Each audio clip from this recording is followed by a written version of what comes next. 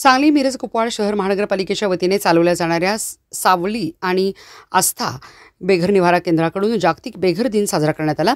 यावेळी शहर कार्यक्रम अधिकारी तथा उपायुक्त स्मृती पाटील यांच्या हस्ते सावली बेघर निवारा केंद्रातील बेघर बांधवांना गुलाब पुष्प आणि नाश्ता देऊन बेघर दिनाच्या शुभेच्छा दिल्या। यावेळी माजी नगरसेविका वर्षा निंबाळकर, राष्ट्रीय आविजिका केंद्राच्या व्यवस्थापक ज्योती सरवदे, मतीन अमीन, किरण पाटील, राजेंद्र हंकारे, संपदा मोरे, सावली बेघरचे व्यवस्थापक मुस्तफा मुजावर, मिरज आस्था केंद्राच्या व्यवस्थापक सुरेखा शेख, सेवा सदनच्या मीनाक्षी कोळी, रफिक मुजावर, वंदना काळेल आदी उपस्थित होते। स्वागत प्रास्ताविक ज्योती सरवदे तर आभार दीपक चव्हाण यांनी मानले।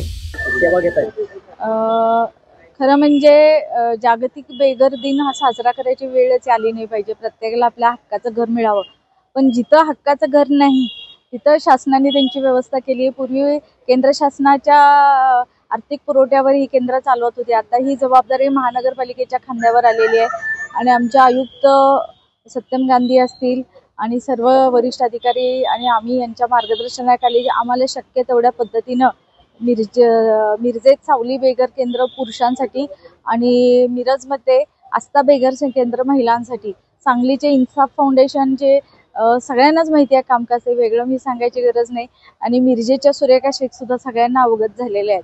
आमच्यापेक्षा सुद्धा त्यांचं काम आणि त्यांचं डेडिकेशनमुळे ही केंद्र टिकलेली आहेत।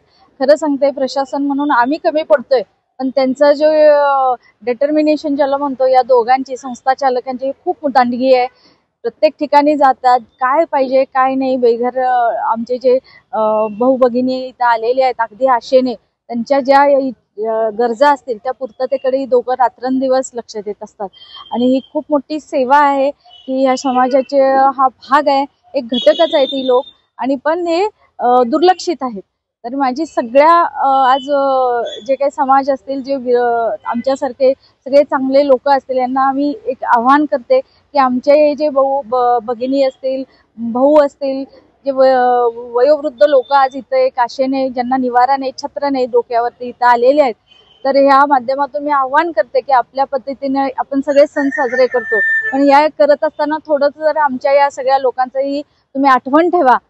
अगदी मोठी मी काय अपेक्षा करत नाही, पण छोटीशी जरी आठवण ठेवली तर या सगळ्यांची सुद्धा दिवाळी सुखासमाधानाची जाईल। धन्यवाद।